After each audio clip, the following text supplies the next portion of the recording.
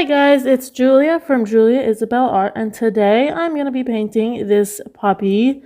I'm very unfamiliar with breeds of dogs, which is kind of embarrassing because I feel like this one should be obvious, but that's okay. I didn't grow up with pets. But I'm going to be painting this dog using just one color. So it's going to be a monochromatic painting.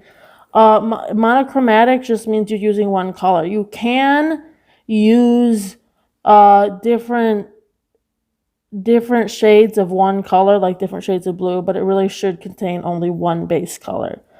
Now I'm using neutral tint.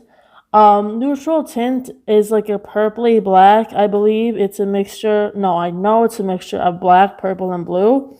Now, I usually wouldn't use it alone. I don't use it very often, but sometimes it's nice to mix with other colors. But it really produces quite the range of values, and it's a very dark color, so I figured it would be good to use to paint this dog. And just so you guys know, the little like towel or whatever that the dog is laying on, I added sepia to the mixture, which I guess, the whole painting isn't monochromatic then, but the dog itself is. So monochromatic paintings are helpful for value studies. They in watercolor, we don't really have a white. So to make a lighter value, instead of adding white, we add water. And to make a darker value, instead of adding, well, you can add black, but we just add more paint. So it's all about your water to paint ratio. Something you can do is get like a scrap sheet of paper and kind of, when you're painting and you're not sure really what the value is, what it's going to look like when you put it on your paper, just test it out. Or what you could do, and what I recommend doing before you start, if you're not quite sure the values your specific color will produce, is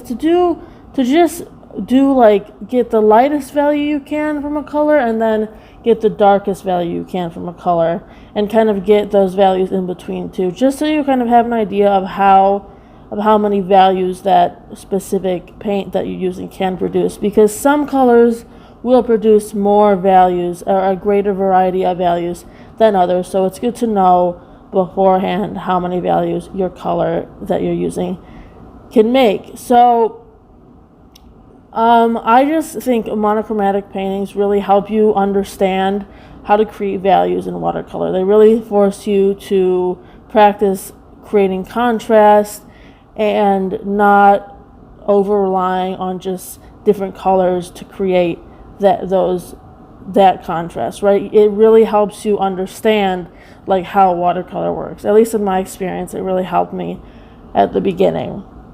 So I'm just gonna go over my supplies, and then I will be putting on classical music like I always do for the rest of the video, so you can just kind of watch my process. Oh, one more thing.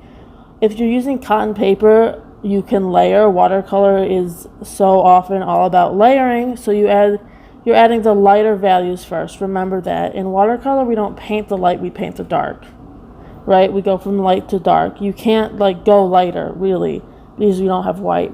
So anyway, I'm using 140-pound Arches watercolor paper, cold pressed, and if it's accessible to you, I highly recommend using a good cotton paper so you can layer. That being said, use what you have. You can still create art. Just make art. As long as you're making art, I think that's the most important thing. I am using round brushes, and at the end I will be using a liner brush, which is just like a really long, thin, round brush to create whiskers with some white gouache.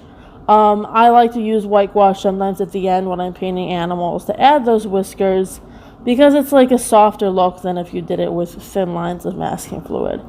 And then I have my Holbein paints. I'm using just the neutral tint for the monochromatic dog, and then I just add some sepia to the little towel. I don't know what he's or she is laying on. And then I have my 2 jars of water, one for dirty water and one for clean water, and my rag. And I got my picture from unsplash.com, so it's royalty free.